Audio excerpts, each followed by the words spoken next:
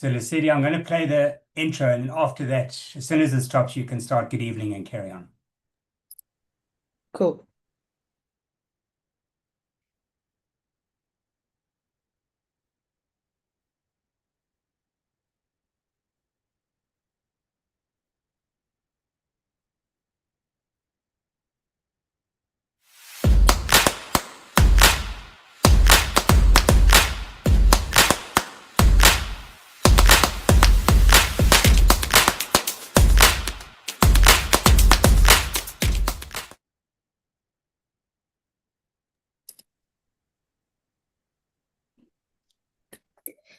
Good evening, ladies and gentlemen. Thank you so much for joining us for our second installment of the KZN Top Business Women webinar series.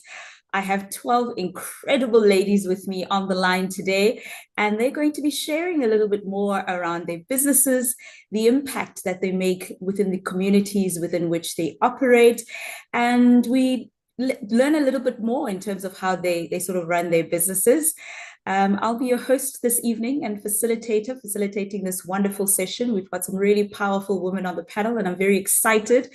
I hope that we will create some value in letting you know the type of businesses that are out here in KZN, the type of entrepreneurs that we have, and the women that are really making a huge impact in our communities. And I'm also hoping that we've got some young people on the line. If you haven't started, today is Inspiration Day, where you get to hear from some strong-willed entrepreneurs who have started and made a name for themselves. We hope to inspire you, to show you that your dreams are valid.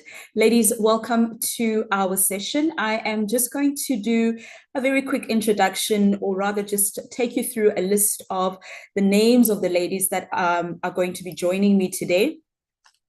So firstly, we have Sonali Govender, who is with MMG Law. She's an admitted attorney, and we've got Samantha Swanepoel, owner and financial director of Boilercraft. We have Shalene Govender, head of KwaZulu-Natal division of SearchWorks 360, Nolene Rajbali, executive director at African Sugar Logistics, Nontetho Smith, founder and managing director of Utingo Mills. We also have Karen Harmond, who is the group head of people at Meridian Group. Aneshri Naika is the director of Stallion Tow Lines, New Tech Security, and Authentic Scrap Metals. We are also joined by Seshni Moodley, who is the founder and director of Seshni Moodley Attorneys Incorporated. Tusi Petha is here with us as well, owner and founder of Golf Course Boutique Guest House. Mandisa Mazibugo is the managing director of Envelope Empower Group. Seshmi Holloway is the managing director of JRS Solutions. And last but certainly not least, we've got Tracy McNannon, who is the CEO of B Consult. Ladies, welcome to this particular webinar. We are very, very excited to host you.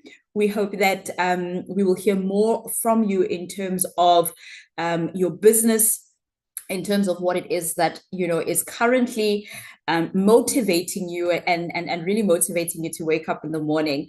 But without any further ado, ladies and gentlemen, how everything is going to go is I have a few questions that the ladies have sort of sent in and would like to really speak to you as the audience about them and about their story. And we will also go through the bios of the ladies before I ask them to switch off their mic and come on and do an elevator pitch for us on their business. And then we'll have an opportunity to ask them some questions, hopefully probing to hear a little bit more around the impact that they are making. First up, we are going to start with Sonali Menon Govender. Sonali Menon Govender is an attorney of the High Court of South Africa and a leading force in commercial and finance litigation. She heads up the commercial litigation department at Maynard Menon Govender Incorporated, where she also manages the Estates and Trust Administration department. In 2021, Sonali launched an online mentorship program that has supported over 300 aspiring attorneys, helping them overcome barriers to entering the legal profession. She's a sought-after speaker on AI in law, women empowerment and business growth in the global south, and has been recognized with multiple awards, including being named one of the women leaders to look up to in 2025. Sonali, welcome to the KZN Top Business Women webinar. Thank you very much for having us. Perhaps as a start, you could give us a 30-second elevator pitch on who Sonali is and what it is that you actually do, and what is the impact that you think you want to make as and when you develop yourself and climb through the ladders of business. Sonali, if you could just switch your mic on so that we can see you and the audience can see you as well. Good evening, Lesedi, and good evening to everyone. Thank you so much for that introduction. My name is Sonali Menon Govender. I'm an admitted attorney, proudly part of a law firm founded by my father, which started in our lounge and now has a national presence. I specialize in commercial finance litigation. I dabble in some legal tech. And then, as you've mentioned, I started a tutoring and mentorship program to assist law graduates with accessing the legal industry. Thank you. Sonali, that is such an important a part of the industry at the moment. And I think we all are well aware of, the youth unemployment rates, etc. So it's really encouraging that you are, having this particular mentorship program. If you could perhaps maybe just take us through a little bit more about that. Your online mentorship program has empowered over 300 aspiring attorneys, an incredible achievement. What inspired you to start this initiative? And what key challenges do you see young legal professionals facing today? So thank you for the question. When I graduated from law and I was trying to make my way into the legal industry, I identified one of the gaps, and that's actually having educational facilities and programs that more law graduates can actually access. So because I identified this, I thought, why not try and create this for others, try and create a platform where it fosters a culture of inclusivity. So I started a mentorship program and this tutoring program to help with your board examination prep so that you can be admitted as an attorney, to help guide you once I did become an admitted attorney so that you could then learn about the practical tools and tips you need once you do access this industry. One of the reasons why I did this is because I myself am neurodivergent. I didn't always fit into the schooling system, the traditional schooling system. I like to find creative ways to learn, practical ways. As much as I'm a lawyer, I didn't love copious amounts of reading. So I tried to make it inviting, exciting, and inclusive for everybody, to help them join in and be engaging in a conversation, which then assists them with passing their exams, entering this legal space, and so we could continue that conversation together. I think with the youth unemployment rates, like you mentioned, what happens is that there's a lot of fear and reluctance to actually find ways to enter legal industries or any career industry, really, especially when you don't have assistance from those that are already in the space. So I didn't want to be someone that's gatekeeping access. I wanted to try and bridge the gap and find a way to overcome that access divide. And I created a tutoring program, one that would be virtual, because, and I'm sorry, I'm going on a little bit, but what you will find is that often when there is an educational program, it's in a centralized hub, making it difficult for those that aren't necessarily in that centralized space to actually commute to and from the place and actually find the information to get to these facilities. So by managing it virtually, and of course there are some cons to that as well, internet access, having a strong network, but by running it virtually, I can then help others to join in remotely as and when they need to. I record the sessions and I can have a wider reach wherever you are. It's not really limited by a geographical barrier. So that's really what pushed it, and helping those feel educated helps them become more confident, helps their proficiency in understanding law and even navigating the tech space, the digital tech space, so that they feel more confident to ask more questions and help us with driving innovation.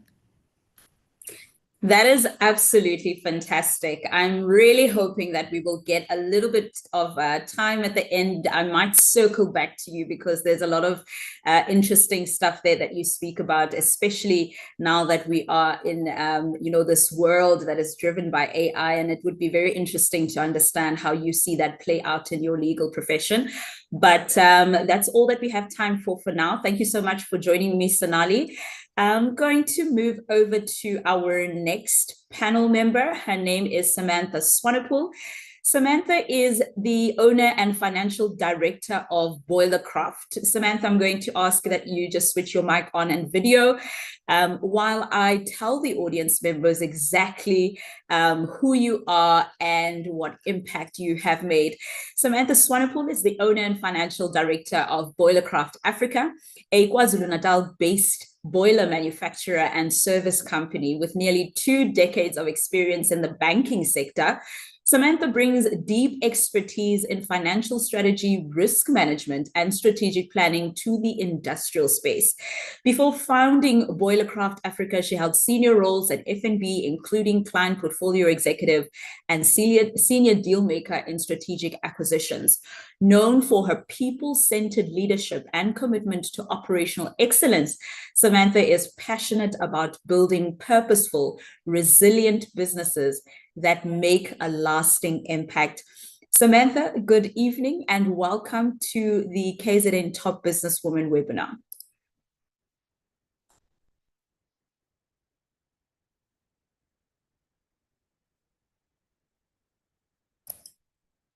Let's have a look to see, have we lost Samantha?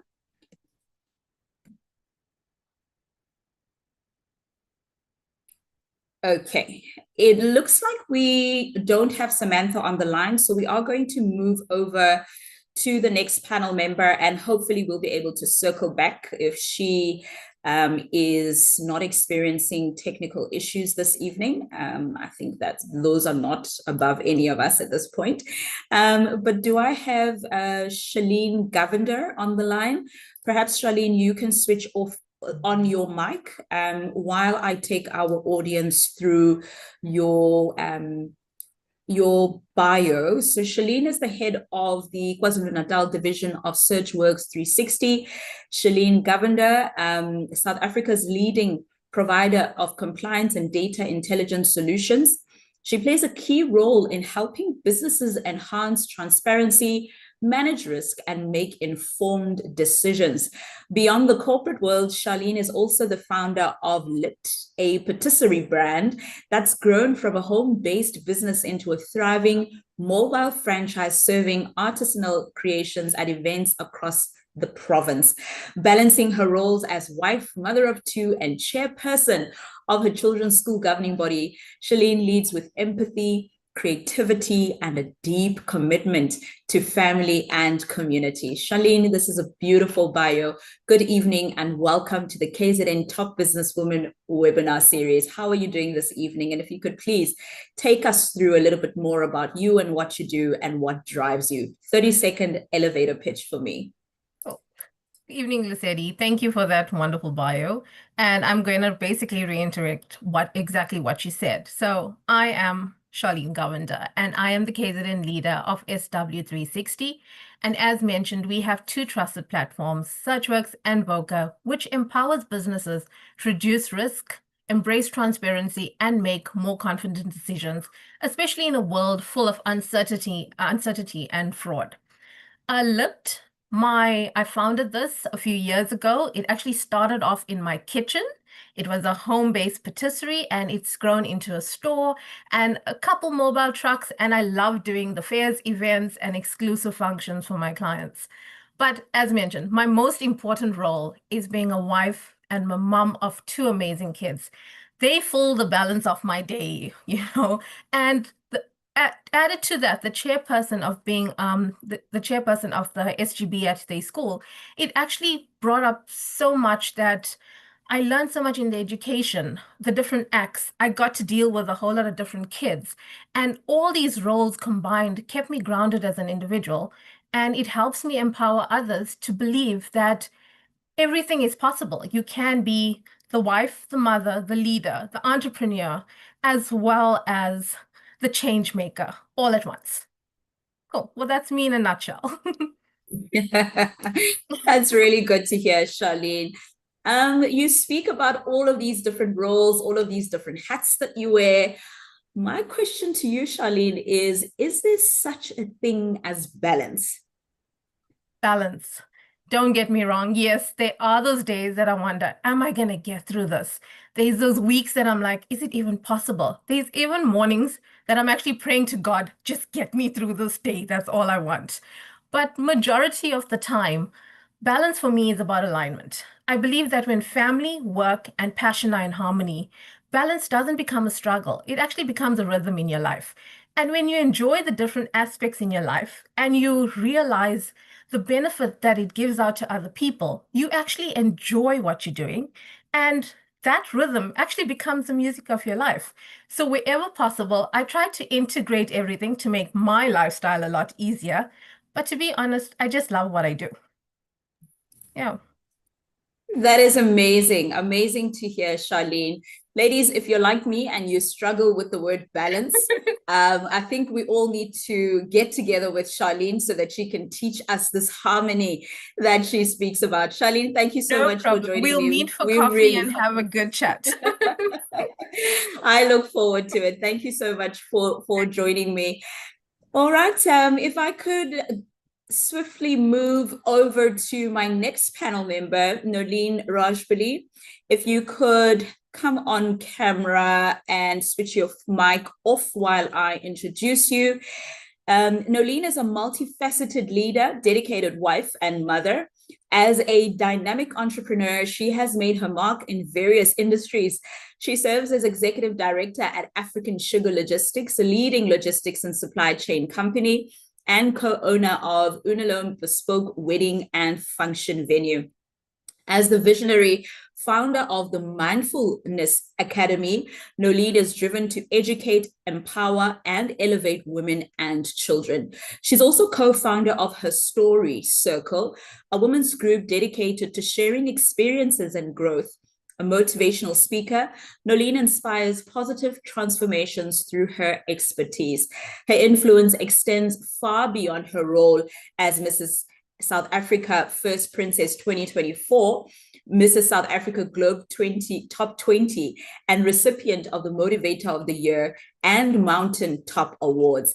Nolene, what beautiful, beautiful accolades that you have managed to get over the years. Please come on screen and tell us a little bit more about you. Thank you, Lesedi, and good evening to our panel members and all those who have joined us. Like you've heard, I'm Nolene Rajbali, the director and co-founder of African Sugar Logistics, a leading supply chain company. We are also the front runners and innovators in the commodity industry, offering cutting-edge solutions to our customers, end-to-end in the supply chain business. And then, of course, front leaders in the future smart thinking transport division, which offers really smart, technologically smart vehicles and equipment, and obviously equally smart and skilled staff. The co-owner of Unalome Bespoke Functions and Weddings Venue. We bring luxury, elegance, and sophistication to the north coast of KwaZulu-Natal. But my passion lies in empowering through our CSI hand, the Mindfulness Academy, where we strive to educate, elevate, and empower. And as the founder of the co-founder of Her Story Circle, I create a platform for women to share their stories, inspire each other, and offer space for them to collaborate, as well as creating meaningful cross-generational discussions.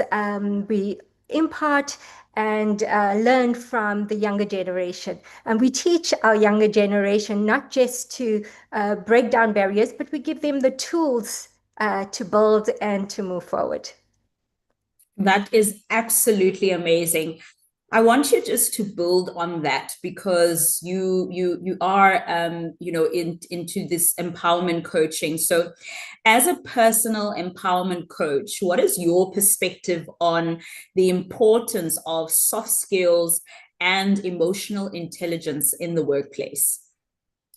Thank you, Lesedi. That's such a pertinent question, especially in the current climate that we are in, where we're just such overstimulated human beings, and we've gotten used to just and routines and sort of almost operating from a perspective of being an autopilot every day.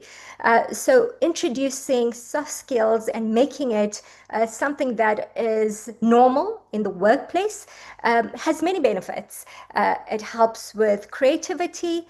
It encourages free thinking. Really, really important when it comes to teamwork, to think out of the box, and also allows your team to be able to manage stress effectively, to be able to express themselves and their emotions effectively. And I also think the big part of it is understanding who we are. We're empathetic human beings, and we all have good days and we all have bad days. And it's important for workplaces. And I know a lot of the companies have created a pause area where your staff at any time of the day, when they feel overwhelmed and when they feel like life is too much and they aren't able to perform at their peak, they just take a few minutes away and just spend those moments to pause, breathe, reflect. And also, companies have now created a fun area, to obviously increase creativity in your staff. And emotional intelligence plays such an important role in the growth of any thriving company. Investing in people, investing in their personal development shows the type of company that thinks with who comes alive, who has people who understands values and the mission of your company. And the only time that your team can understand your value and your mission for your company, if you allow them to be themselves and to be able to express themselves empathetically, and also that element of allowing them to be free thinkers. And I also think that, the times of leading from the top is no longer possible. We allow our teams to be able to voice their opinions. We listen, we don't hear, we listen to understand. And that obviously promotes growth and creates an environment where everybody feels included. And at the end of the day, we all want happy people that create this beautiful team and the company that we all sort of aspire to thrive in the different industries that we belong to. That is amazing. Thank you so much for taking us through that. We really do appreciate it. Hopefully, like I said, we can circle back to some of these things, because you speak a lot about soft skills around promoting creativity in the workplace, why promoting emotional intelligence in the workplace also is very important. So we really do appreciate those insights. Thank you very much for taking us through your profile. I am going to move over to my next panel member. Her name is Nontetho Smith. Nontetho is the founder and managing director of Utingo Mills, a South African milling company known for its nutritious Utingo super maize meal and its commitment to quality and community impact. Her passion for creativity and empowerment also led her to establish Canary Music and Arts, a platform that promotes local artistic talent, from painters and actors to musicians, and has recently launched a successful gospel artist, Zephora, The Voice. Beyond business, Nontetho is deeply devoted to social change through her nonprofit Look Up ARC, which raises awareness about drug and alcohol abuse and supports education and rehabilitation initiatives. A true visionary, Nontetho is dedicated to uplifting others and creating opportunities for transformation across business, the arts, and community development. Nontetho, that is a beautiful, beautiful bio. Thank you so much for joining us this evening. Welcome to the KZN Top Business Women webinar series. Please come on screen and tell us a little bit more about who Nontetho Smith is. Thank you so much, Lesedi, for that introduction. So I'm Nontetho Smith. I grew up, I was born in northern KZN, and where I grew up was in the farms, and my grandparents, both from my dad's and my mother's side, they used to use manual grinding machines to make super maize meal. So later, when I was older, I discovered that there's not a lot of women that are involved in agriculture, and more so in agri-processing. So because I started marketing, that drew my attention, and I started to investigate more about making super maize meal. And I think that was maybe about 20 years ago, and about 5 years ago, I've been in the business now. We're distributing in KZN. We in retail shops. We also distribute in Johannesburg, and also we have ambitions to move into other regions, and just grow the business. But something very close to my heart is assisting people with addiction, recovery from drug addiction and from alcoholism, and other addiction like eating disorders. This is inspired by my own experience. So yeah, I think my journey really talks a lot about me overcoming and pushing through, through the past and into where I am now. So I really love helping others and really seeing a change in people's lives. And also this is really closely linked to why I'm also involved in arts. So I support people, that are artists, and whether in music or acting, to really just get opportunities and also align them in being able to make money in other forms except their talent. Yeah. Thank you so much for that. My question to you also with regards to all of your different businesses, where do you see your businesses and organizations in the next few years, and what kind of impact do you hope to make in people's lives? So all my businesses are really centered around making changes and uplifting people's lives, and also, giving people opportunities that people that would have not had the opportunity. So my focus is really on people at the moment. When I'm talking about the milling business, we've really our quality is very good. For where we are for local customers, and we are price competitive, and our brand has really been supported and received very well. It's the industry is very highly competitive. So to be where we at, it means the product is actually really, really good. So I think what I really aspire to is for my brand to be really more visible, and also just to maybe somehow get support because every time I move into a region, there's always a need for a budget for marketing, because as much as the brand is broad and known, but every time I'm introducing it to maybe a Limpopo or even some parts of KZN that I haven't touched, there's always a lot of marketing that is needed. So that's where it's at. And then when it comes to the recovery side, the addiction side, I help people using sessions. I talk a lot on radios. I also partner with people that address GBV issues. But I think in the future, I'd like to have halfway houses or maybe a rehab as well. And also with the music, most of the things it's outsourced. So I coordinate that. We go into a studio and all of that stuff. I think I'm happy with that where it's at. Otherwise, I'll lose the balance if I get too involved. Oh, that's amazing. And really just Really some inspiring stuff from your side.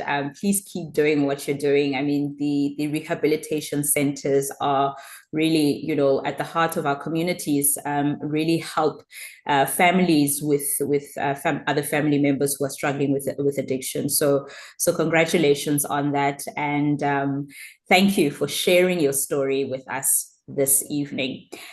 All right, if we could transition then to our next panel member. Her name is Karen Hammond. She is the group head of people at Meridian Group. Karen is a group head of people at Meridian Group, a company known for helping brands and people thrive. Karen's personal motto, leading with heart and transforming with purpose, truly reflects the way she leads. With a background in human resources and psychology, Karen is an award-winning leader who's passionate about building people-first workplaces that inspire excellence and genuine connection. She's known for her ability to reshape culture, empower teams, and turn challenges into success stories. Beyond her corporate role, Karen also leads the Helping Hands Project, a community initiative that supports and uplifts vulnerable youth, extending her passion for people far beyond the boardroom. Karen, thank you so much for joining us this evening. Welcome. If you could please switch your mic on and tell us a little bit more about Karen. Good evening, Lesedi, our host and amazing woman online. Like you mentioned, I'm Karen Hammond. I'm the group head of people at the Meridian Group. I lead with a very simple philosophy. If you treat your people well, they'll take care of your business. So at Meridian, we don't just deliver services like merchandising, sales and data analytics. We actually create environments, like you said, where our people thrive. So our clients succeed and also our communities are uplifted through the CSI projects that we take into the communities. And we currently, with the Meridian Group, we partner with the Restory Foundation. It is a foundation where we bring in unemployed youth and we offer them the opportunity for learnerships. So we bring them into the workplace, we take them through a 12-month learnership that allows them the practical work experience whilst gaining the theory of it as well. And then we absorb them into our business and we allow them to thrive and to grow. And my heart is very close to that. Another project that we also are part of as a company is partnering with EDEF. Now, EDEF is allowing us to give opportunity to the EDEF culture, also bringing them into the workplace through learnerships and allowing them the work opportunity going forward. Now, beyond the boardroom, my heart lies with the community. So our community program, together with my husband and my family, we lead the Palmview Helping Hands project. It's a church-led project, and we dedicate our lives to change other lives. So through feeding programs, through distribution of food hampers, practical skills development, we support children, youth, and the elderly. We help them to restore dignity, hope, and opportunity. But most importantly, we focus on empowering youth, the young people, to become the best versions of themselves and keeping them off the streets with hope filled for a bright future. So my journey has been guided by purpose, by faith, and people, and I'm deeply passionate about empowering others to discover their potential. And that's pretty much me in a nutshell. That is simply powerful. Thank you so much, Karen, for taking us through your profile. I have a question here for you. As women in leadership, how do we ensure that the next generation of women can not only enter corporate spaces, but also thrive and lead authentically? Thank you for that question. So I think we have a great opportunity being leaders ourselves, because one day, many years ago, I was also that young lady that needed to be empowered, that needed to be mentored and coached to where I am today. And because of leaders that led in the past, I've learned if I ever become a leader, and I'm very fortunate to be in a position that I am in today, where I can allow myself to mentor and coach young women, to allow them to also thrive in their environments. So I've done that throughout my career, and I think it's a great opportunity never to be selfish where you are, but to lead with purpose. And the purpose should be to allow them not to think that they cannot make it in a man's world, because we knew boardrooms at one stage was only with men. So now it's good to see transformation in women seated in the boardroom as well. My advice to young women, and I would always say this, and I've mentored people, is do not let someone else define you. You define yourself. And my advice again, and I've always trained the young women to say to themselves, I can be the unstoppable. And that's what takes them to the next level. Firstly, they need to believe in themselves. Secondly, they define who they are. They don't allow others to define them. And thirdly, they just become unstoppable. And that is my approach to it. I've mentored, like I said, many women, and today I see them thriving in their roles. And I want to see them thriving even better, reaching the highest scale in the boardroom where their voice can be heard. Karen, that was absolutely beautiful. Thank you so much for sharing that with us and sharing a piece of you, sharing your story in terms of who you are beyond the boardroom. We are pleased to have you on this panel this evening. Thank you very much. All right, we will now move over to Aneshri Naika. Aneshri Naika is a dynamic business leader and director at 3 successful companies: Stallion Tow Lines, New Tech Security, and Authentic Scrap Metals. With a strong entrepreneurial spirit and a passion for innovation, Aneshri plays a key role in driving growth, operational excellence, and sustainable success across all 3 businesses. She's widely recognized for her hands-on leadership style and commitment to empowering teams, making her a true example of purpose-driven leadership in today's business landscape. Aneshri, thank you so much for joining us this evening. Welcome. Please switch off your mic, come on camera, and tell us a little bit more about you.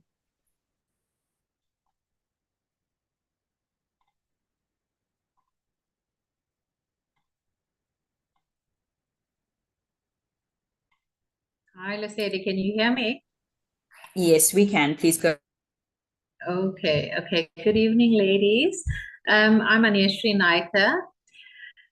Firstly, a mom to 3 beautiful girls and CEO of not 1, but 3 very male-dominated businesses. My first business is Stallion Tow Lines. Secondly is New Tech Security. And third is Authentic Scrap Metals. And I am of the conviction that a woman can transcend any corporate space. Our vision at New Tech revolves around safety and security as a fundamental objective on both domestic and on the commercial front. And more importantly, my business's ventures, they support and engage me in community upliftment with a focus on women and children, as this has a positive impact on families, society, and communities at large. That's really, really great to hear. Thank you very much for taking us through that. What would you say, as CEO of 3 successful businesses, what are the challenges that you have faced thus far in your businesses, and how have you overcome them? Well, I think my greatest challenge in my life has been losing my soulmate and my partner. My entire family was diagnosed with COVID-19 in 2021. Both my husband and I were hospitalized for 33 days in ICU. I literally abandoned my 3 children, my 74-year-old mom. Both my helpers had COVID, so life just became a standstill. Eventually, after 16 days, my husband was put onto the ventilator. He survived 14 days later and tragically passed away. So I think that the devastation that followed of being a single mom to 3 little girls who are grieving in their own unique way managing my own health, which was deteriorating as well, transitioning the business, being the sole owner of 3 male-dominated businesses, and breaking the status quo by leading in a male-dominated space. I think, rethinking life, changing goals, changing perspective, everything had been shattered, and I basically started from ground zero. And I stand here proud today, 4 years later, successful and stronger than ever. And I think that one of the most courageous decisions that you can ever make is to finally let go of whatever's hurting in your heart and your soul, and let go. And it's your attitude that determines your happiness, and definitely not your circumstances. And I am living proof that it can be done. Aneshri, thank you very much for sharing such a deeply personal story. I can tell you that I think all of the ladies on the line are, all their faces changed when you started talking about your late husband. But I think our condolences to you. And as you sit here today, you are evidence that your strength and resilience has really taken you through and brought you through difficult times. You have remained steadfast, you have remained strong. And I hope that wherever your husband and soulmate is today, he looks at you and is incredibly proud of the woman that you have become. Thank you for sharing your story with us. We truly appreciate it. Thank you so much. Thank you, Aneshri. Our next panel member is Seshni Moodley. Seshni is the founder and director of Seshni Moodley Attorneys Incorporated. We have another attorney. She is a candidate doctor. She's a dynamic legal professional, entrepreneur, and human rights advocate. As the founder and director of Seshni Moodley Attorneys Incorporated, she leads a growing practice focused on criminal, civil, commercial, and digital law, with a strong emphasis on ethical service and empowerment. Currently pursuing her PhD in law at the University of South Africa, Seshni also holds an LLM in human rights law. Her passion for advancing women's rights, mentoring young legal professionals, and promoting digital justice has guided her work both locally and internationally, including with the Blue Number Foundation in New York. Dedicated to transforming the legal landscape through innovation and advocacy, Seshni continues to inspire through her leadership, integrity, and commitment to social justice. Good evening, Seshni. Please switch on your mic, come on camera, and tell us a little bit more about you. Good evening, Lesedi. Good evening, beautiful ladies. Thank you for having me on board. So my name is Seshni Moodley. I'm the director and founder of Seshni Moodley Attorneys Incorporated. We have branches in Hillcrest, Umhlanga, Johannesburg, and recently Cape Town. I run an internship program wherein I mentor young women that wish to enter the legal field. They are given an opportunity to participate in legal activities and get to know the day-to-day runnings of a law firm. I'm also busy with my PhD, which is a comparative analysis between the sexual and reproductive rights of women in South Africa and India, and the effectiveness of the NHRI systems in India and South Africa. So the foundation of my firm is leading with academics. In each and every case that we have the privilege of being tasked with, we deploy the utmost level of academia, in-depth research, and collaborative efforts. And I think the driving force behind the law firm is my commitment to making my own path in the legal realm. It's often regarded as a male-dominated field, but through the initiative of the internship program, I hope to shatter the glass ceiling and put women on an equal standing as our male counterparts. Thank you so much. That is amazing. Thank you so much. Managing a law firm requires not only legal expertise, but also strong business acumen. Tell us, how have your academic background and professional experience shaped your approach to managing Seshni Moodley Attorneys Incorporated and mentoring your legal team? So from a business perspective, I try to reach an equilibrium between legal excellence and business integrity. Our main ethos that we embody in all our work at the firm is professionalism and a strong business innovation mindset towards each task that we're faced with. I place emphasis on collaborative efforts within the firm and reliance on our internal operations. So we often collaborate on a lot of the cases that we have within the firm so that everyone is given an opportunity, an equal say, and also an opportunity to showcase their legal research skills. The foundation of the firm is legal research, and what sets us apart from our counterparts is our commitment to academia and the deployment of academia into the legal realm. We don't operate solely on legislation and so forth. We often look at international aspects for persuasive authority, and we look at other ways in which the problem can be assessed that stray away from the traditional methods.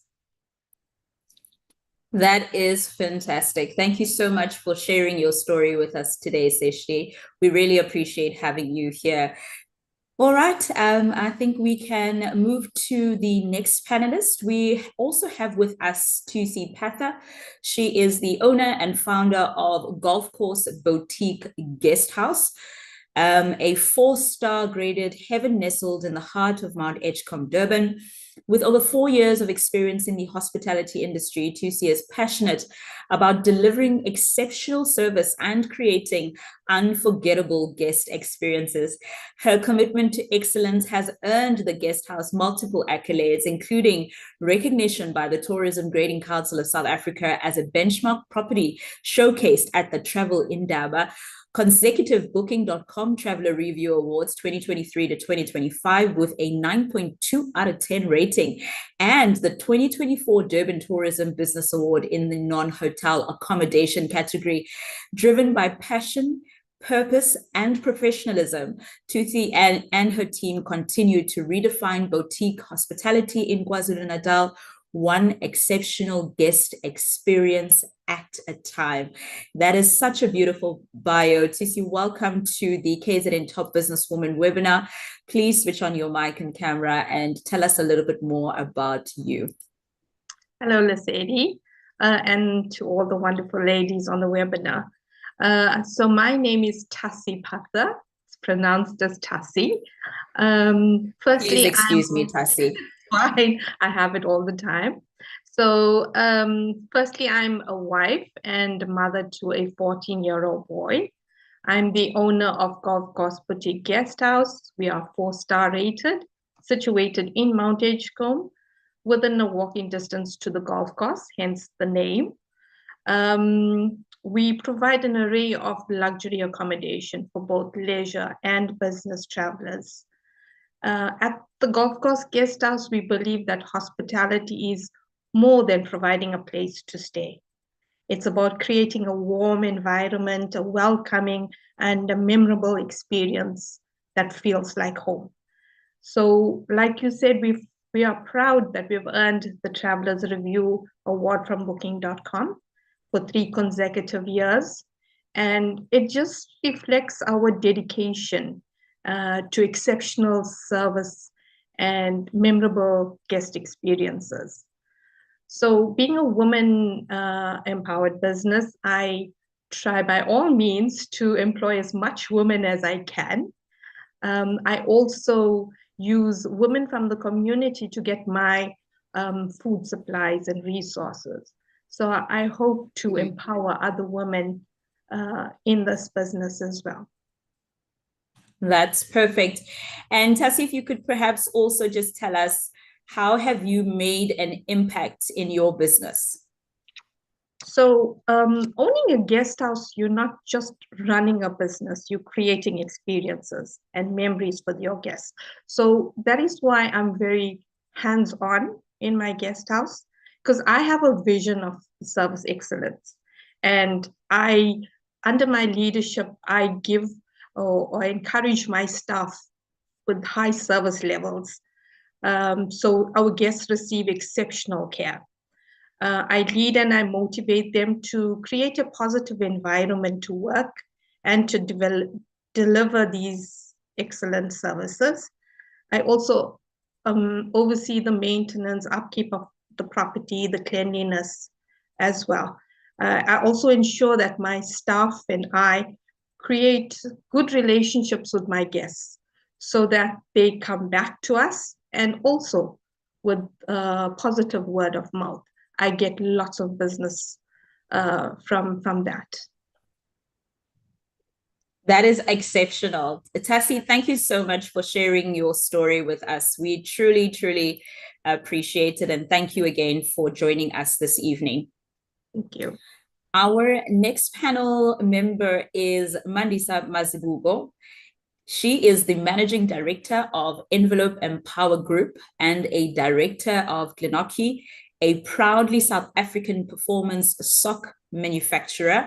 Her leadership journey is built on resilience, vision, and a deep commitment to empowerment, particularly in creating sustainable, inclusive opportunities for women in the manufacturing and PPE sectors.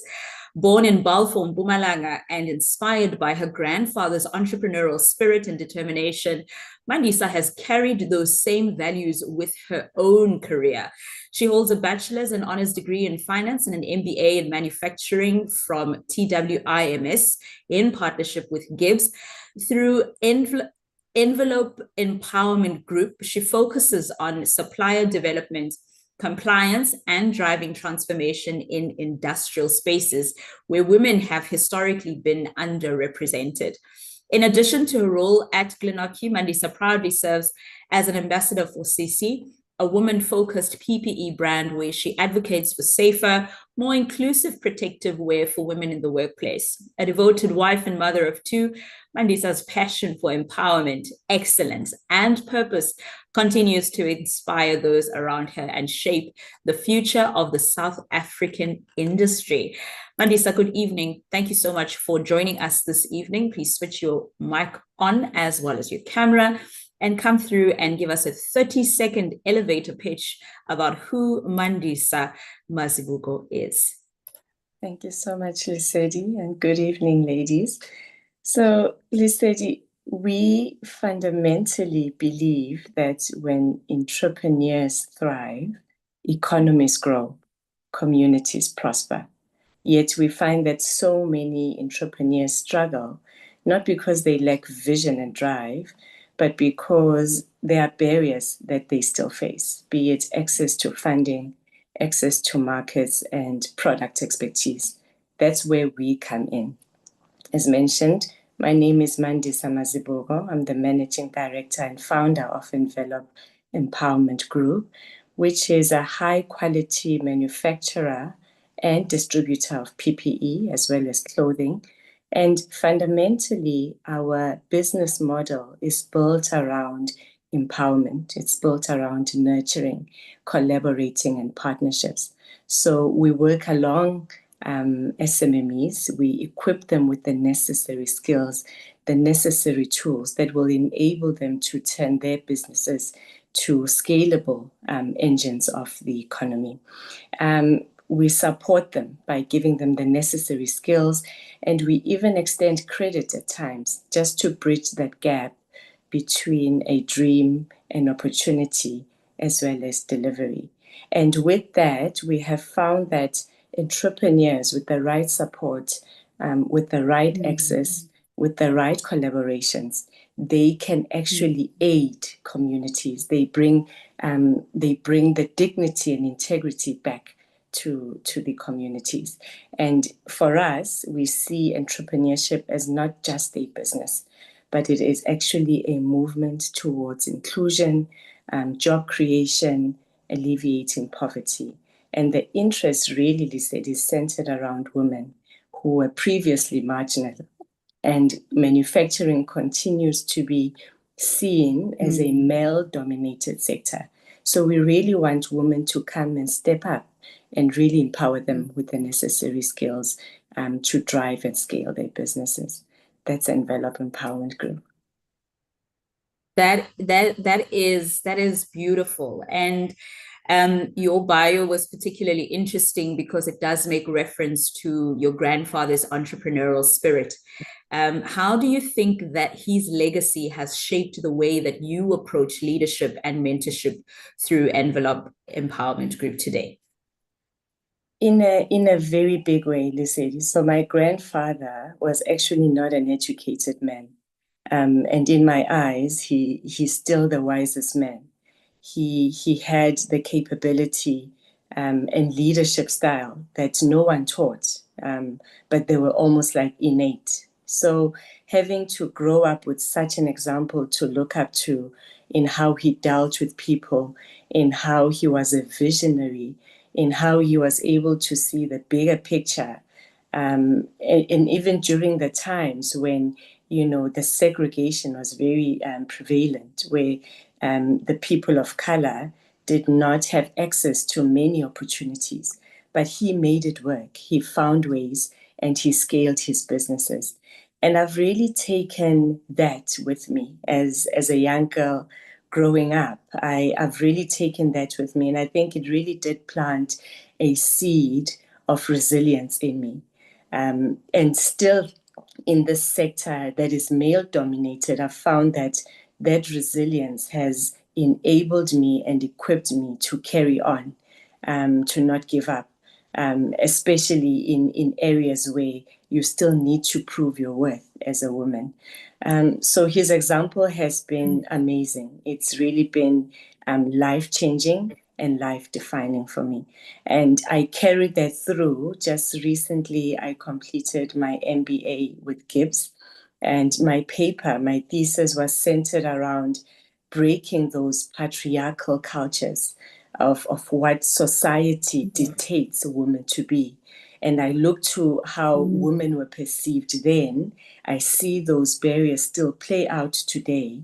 And it's still my mission and my vision to be part of the change and really break down those cultural barriers, those stereotypes that we're still finding ourselves to navigate even in this era.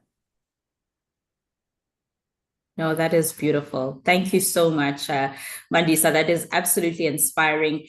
If you could please also share the link to your thesis so that we can also read on how to break barriers in the industries that we also work in. We are truly, truly proud of the work that you have done. Thank you so much for sharing your story with us this evening. We appreciate you having you. All right, we are going to move to the second last panelist member. We've got Seshmi Holloway. Seshni is a visionary entrepreneur and award-winning leader serving as the managing director of JRS Solutions, a pioneering South African company specializing in ICT security, access control, CCTV, and smart automation systems. Together with her husband, Erwin Holloway, she has co-founded the company in 2008, transforming it from a small homegrown venture into a nationally recognized enterprise celebrated for innovation, integrity, and excellence in the technology and automation sector. Seshni's leadership journey is one of resilience, faith, and determination. In a traditionally male-dominated industry, she has earned respect for her courage, discipline, and forward-thinking approach. Through innovation and strategic partnerships, she has steered JRS Solutions through South Africa's ever-evolving economic and technological landscape, turning challenges into opportunities for growth. Today, under her guidance, JRS Solutions stands as a trusted ISO certified organization with an impressive 94% increase in turnover since 2019, a success Seshmi attributes to a strong governance, loyal clients, and an unwavering commitment to excellence. Seshmi, please, if you could switch on your mic and come on camera and really tell us a little bit more about JRS Solutions. If you could give us a 30-second elevator pitch and you had someone that wants to do business with you in the room, or you had an investor in the room, what would you say JRS Solutions is about, and who is the lady that runs this dynamic company? Thank you, Lesedi, and good evening to all the panelists here. What an amazing evening it has been, and everyone has been so inspiring, and I'm so inspired tonight. Well, JRS Solutions is an electronics company providing high-tech electronic access control and security solutions to the industrial and commercial organizations like Transnet, ABSA, Standard Bank, and Life Healthcare. We've been operating for the past 15 years. We also specialize in port automation solutions, where we maintain the Port of Durban and the Port of Quebec, representing an international company. Most recently, we've become an insurance service provider for major insurance companies, as we assess claims, and part of our portfolio is ABSA Bank, Standard Bank, Old Mutual. We are a solutions-oriented company, and we are a purpose-driven business. Thank you. That is absolutely excellent. Thank you so much for that elevator pitch. Seshmi, if you could maybe just take me through, where do you see JRS Solutions grow and the strategy plans for the next decade? What is your vision? What are you seeing in the next 10 years for JRS? Very excited about the future of JRS Solutions. I see us moving internationally and into Africa. Our vision for the next few years is to go into our African ports. And as we are currently representing an international company, I see us becoming a global company, having a global impact.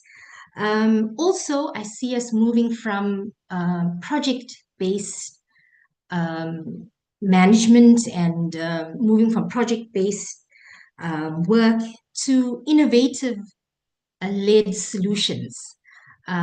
Also creating innovation and becoming globally recognized to export products. That is amazing. We are looking forward to seeing JRS Solutions in Africa and in other markets in Europe and Asia. Over the next decade. We are very excited to see what you're going to be building. Thank you so much once again for joining us this evening. And we really look forward to what you are going to build for the future. Ladies and gents, this is Tracy McLennan. She is the last panel member, certainly not the least. She describes herself as a South African entrepreneur and strategist with over 2 decades of experience in business training and transformation. As founder and CEO of B Consult, Lookup SA, and Right Side Media, she has built an ecosystem that drives accredited skills development, social impact, as well as digital innovation. Her work focuses on empowering individuals through training while supporting organizations to achieve transformation goals and future-proof their workforce. Through these ventures, more than 800 learners are trained annually, bridging the gap between education, technology, and economic opportunity. Ladies and gentlemen, welcome Tracy McLennan, CEO of B Consult. Tracy, please switch on your camera and your microphone and tell us a little bit more about B Consult, Lookup SA, and Right Side Media. I don't know if you can do that in 30 seconds. Oh, thank you so much, Lesedi. And I must say, I am in awe listening to all these stories. Yeah, it was amazing. So thank you so much for having me. As you said, I'm Tracy McLennan, and I'm a learning and development specialist, and I'm absolutely passionate about helping people and organizations grow. I think my learning journey started because I have this insatiable curiosity, and that has really taken me into learning and development. I run two major businesses, which are B Consult and Right Side Media. And B Consult is an accredited training provider. We run accredited learnerships and skills programs for companies, and Right Side Media is where we transform training content into digital videos. My focus is on making learning accessible, relevant, and measurable, so that training truly delivers business performance. Thank you. That was a beautiful, beautifully summarized elevator pitch. Thank you for that, Tracy. But I also just want to take it a step further and have you tell us what inspired you to start your business, and how have you shaped your businesses into platforms that create both social and economic impact? We'll give you a little bit more than 30 seconds this time. Thank you. Well, I started my career in sales, and I found that in order for me targets, I spent a lot of time training salespeople on our products. And that is really where I found, and I think I developed my love for training and realized how transformational it was. How people that when they were actually understood a product or understood what was required of them, they were able to really blossom in a particular role. So coming from a corporate background, I believe that training must deliver on its promises.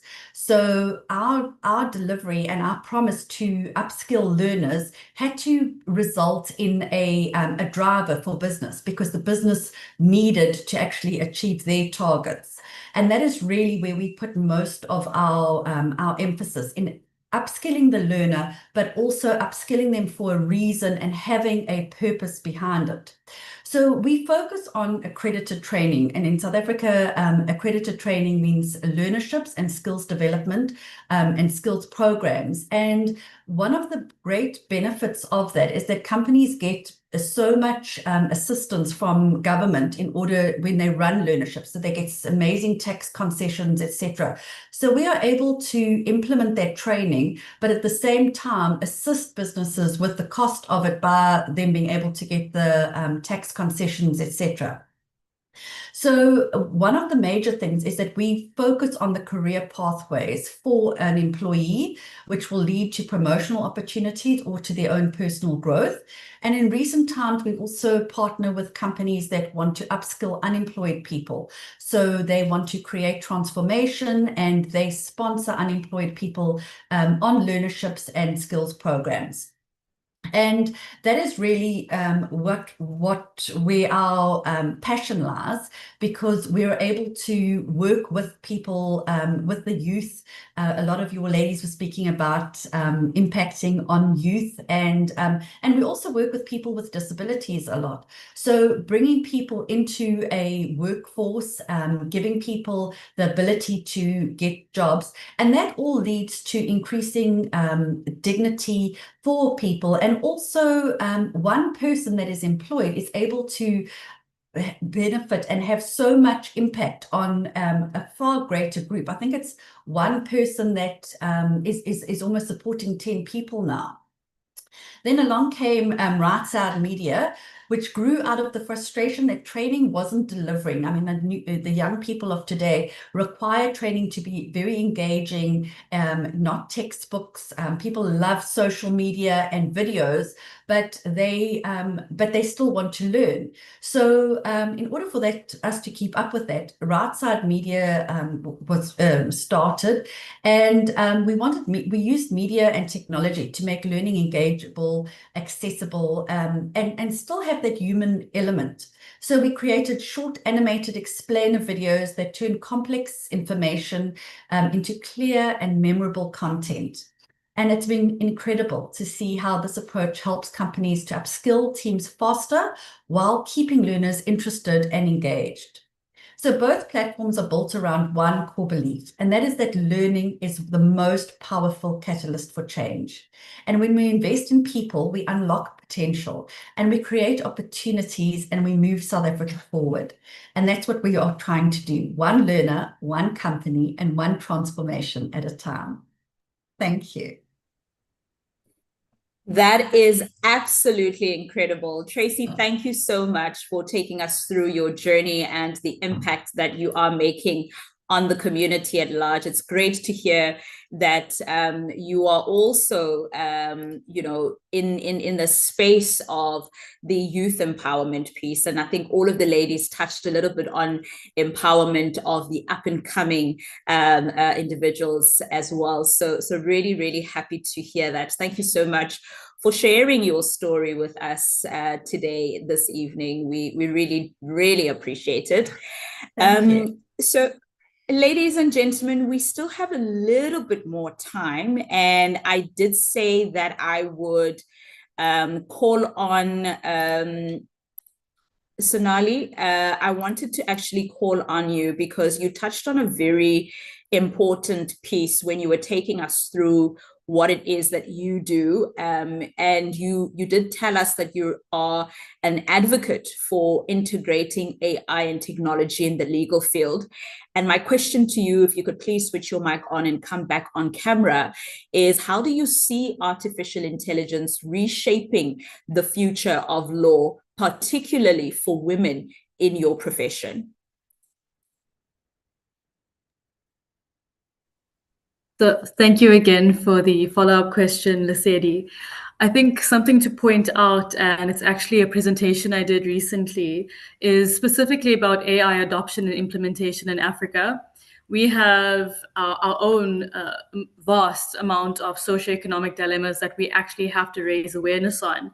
And I actually read recently, there was a qualitative study by Professors Brian Armstrong and Ayanda Magida from Wits University, which actually points out the certain disparities, gender disparities, disparities between age, ethnic backgrounds, the communities you come from, whether it's a rural or urban community. And to hone in on the question you're specifically asking me, it's how's AI reshaping the legal industry, and what's its impact for women in the legal industry? What you find is there is at first a fear and a reluctance to have this integration, to have this implementation, often because it's not something you're familiar with, it's new, so it's unfamiliar territory. One of the things I've picked up on is that when you are coming from a varying socioeconomic background, so certain women coming from previously a more rural space, they have less access to internet, even the issue of mobile ownership. There's a lower rates of mobile ownership in rural areas. Statistically, you'll find that you'll find more males are moving into urbanized areas, into workplaces, which gives them more access to information, more time, more ability to ask questions, to look into research, so they can also optimize usage. And you find women in this space now, they start to lag behind.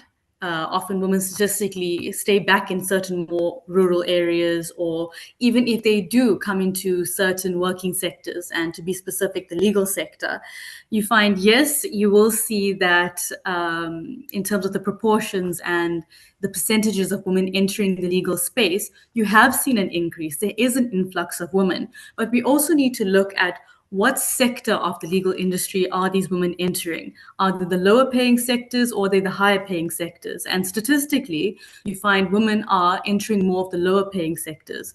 And I'm not trying to create that hierarchy, but I am just pointing out, often there's more spaces that are administrative in nature. And what I'm trying to point out is that when you are looking at AI integration, you often are trying to look at which tasks are repeated, which tasks can be automated. And what this means is that a lot of those roles where you are in an administrative role or a lower paying role per se, those are the same roles that will shortly be automated and will be taken over or replaced by AI. So there is that fear about job displacement. But if I make it personal, in our working space, what I've found is that when we are able to automate certain tasks that staff are typically finding their days shrouded in, they then move on from these repeated tasks over to more functions in the office that require cognitive abilities. So these cognitive abilities is something that they can focus on.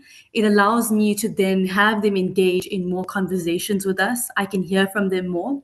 And there's something that I found which was interesting is, yes, there is job displacement.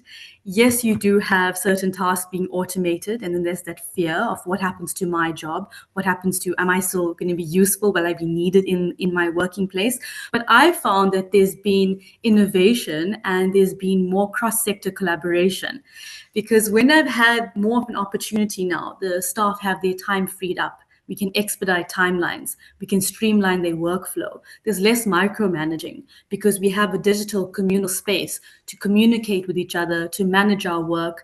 We've digitalized our working files, our court files. We then have more free time to collaborate, to have more conversation with each other, find creative solutions. And often I found the ladies tell me that, yes, I've been in this certain role for this many years, but I'm actually really interested in digital marketing. I'm really interested in tech innovation. Can you include me in the boardroom when you have that meeting with this third party coming in to do a whole presentation on workplace compliance and certain tech tools?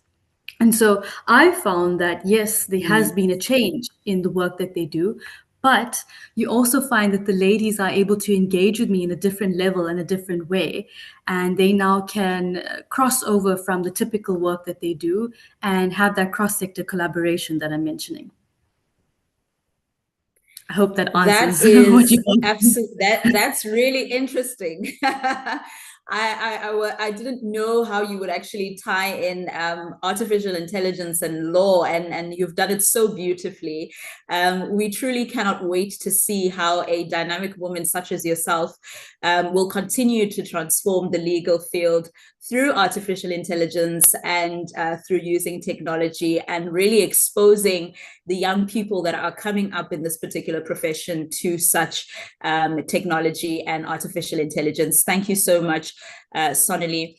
Ladies, we have come to the end of this beautiful evening. It has been such a breath of fresh air for me listening to each and every single one of you share your incredible stories with us.